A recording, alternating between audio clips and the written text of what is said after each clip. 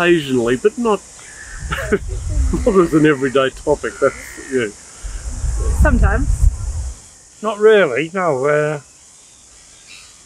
No, I kept. We were serving an apprenticeship. I was classed as a skilled man, and the people I worked with were semi-skilled, so not embarrassed, but I did keep it quiet as how much more I was getting than them, yeah, because as the rises were as a percentage, and my wage gradually crept a bit higher, so it was quite a bit more than a semi-skilled at times, you know. So I did keep that close to my chest, yeah. It's a yes and no. Like, just depends on if you're close to the person, maybe, because like you don't want to be discussing it to like a random person that you don't really know at work. So it's just like Years ago, yes, we did. You see, if we're all pretty well on the same wage, if she was getting more, whatever. Yeah. But yeah, we did discuss wages. I don't know if they do it now between employees. Yeah, I think when I first started in the civil service, I do believe that the men's and women's work were paid the same. You know, there was a grade, and it was pretty long from a junior clinical assistant up to the inspectorate. You have to work your way up. Yeah, that's right. And yeah, I thought it was pretty good at the time, the union and civil service anyway. So for me, it's not like we talk about what we make, but maybe what we charge per service, and they see how hard we're working, and that's probably more what we do in my business. I always do, because it's such a healthy way of doing things. It stops things like people that are better at negotiating contracts, or companies to like save money when they can, when they shouldn't be, or things like, and it discourages things like the gender pay gap. No, it's a very Kiwi thing. I think that, and especially when I was earning wages, 25, 30 years ago, no. And I also worked for a long time in the UK, and nobody talks about money in the UK. Yeah, definitely. I think it's cool to like kind of openly talk about wages and how much people are on, and kind of getting rid of that kind of like that gap of like discrepancy and stuff. Yeah, I think it's important. Yeah.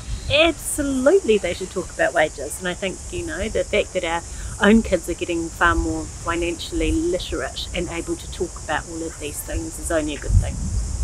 But it's such a faux pas subject in New Zealand. Yeah, I don't know why. Well, it really shouldn't be. No.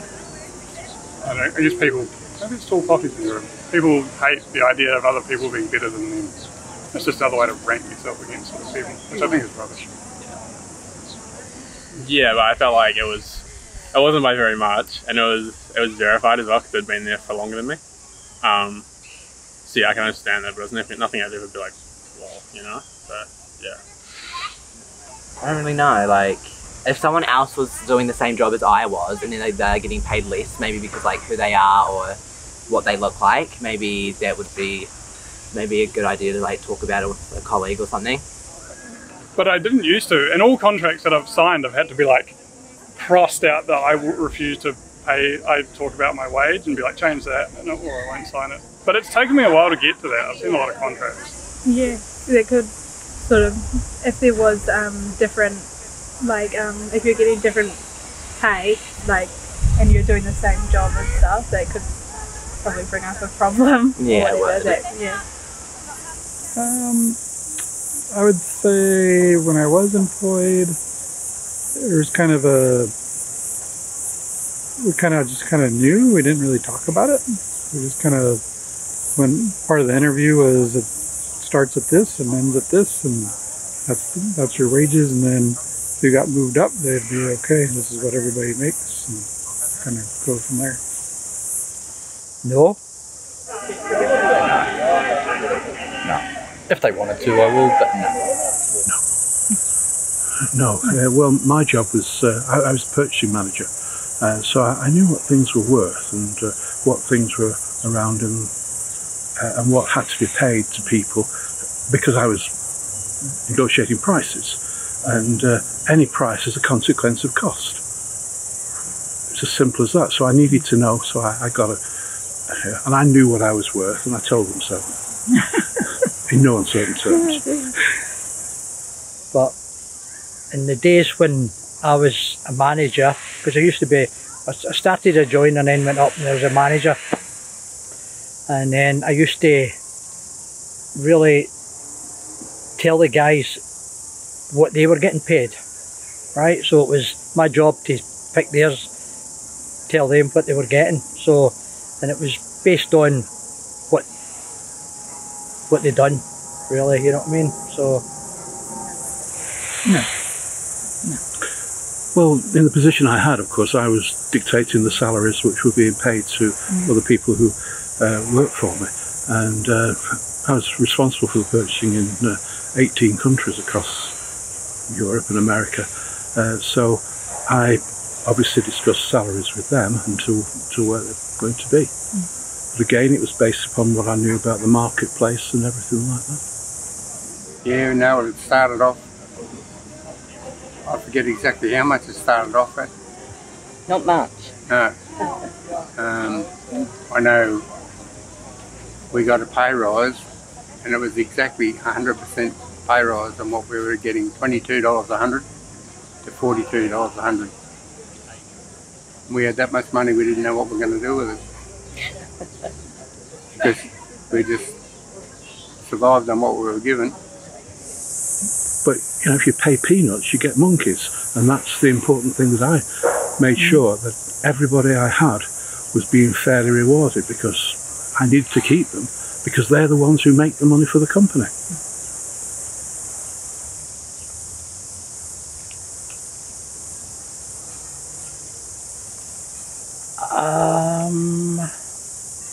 That you don't really know if you've been paid fairly or not. Because we're told by the company when we were getting wage rises, I suppose it came out then, yeah. It was told what rates you were getting, yeah. In my first career, there was a my boss was always like, don't talk about your pay, you're not allowed to talk about your pay, and we all did. And then I found out that all the men earned more than I did, even though I was the only one who showed up on time, I was the only one who cleaned the store, I did all these certain things, and they all got paid more than me. Hence why the boss didn't want us to talk about our pay. Yeah.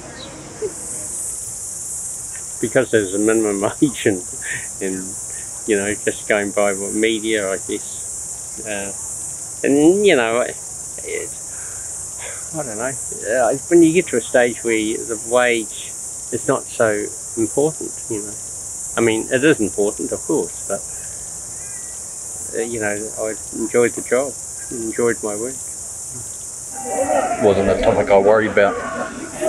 Well, when I started out, I just enjoyed what I was doing, so it didn't really come into it. But then when I met my husband, he told me that I was worth a bit more, and I moved on somewhere else. Yeah. It's my fault. That's how I feel. I don't care about what they're paid. That's how I feel, whether I'm getting paid what I feel I'm worth. Yeah.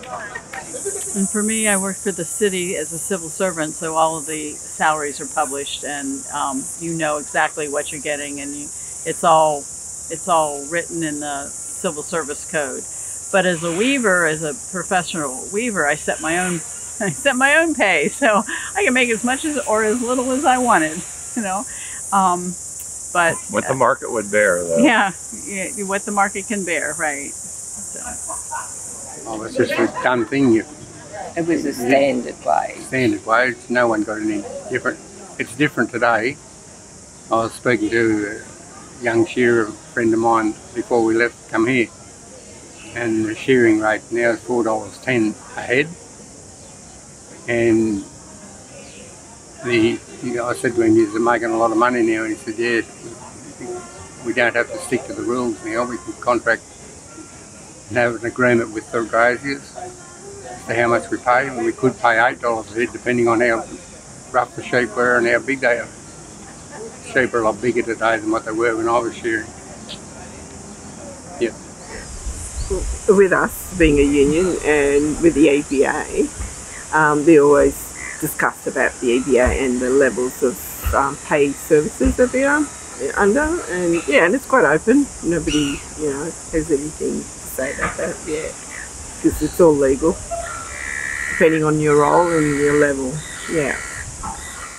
well, you don't get, like other businesses, you all get paid the same for how many credits you have and how many years experience. So, you know, you didn't have to compare, you know. I wasn't in a union, so it was very much a, it was negotiated with the employer individually, so yeah. No, because we all got paid the same. Everyone knew what everyone else got because we were all on the same level. It depended on if you were a first year nurse, second year nurse, your pay went up as you went along. So for me, the NHS has changed the way that they've been paying their employees over the years.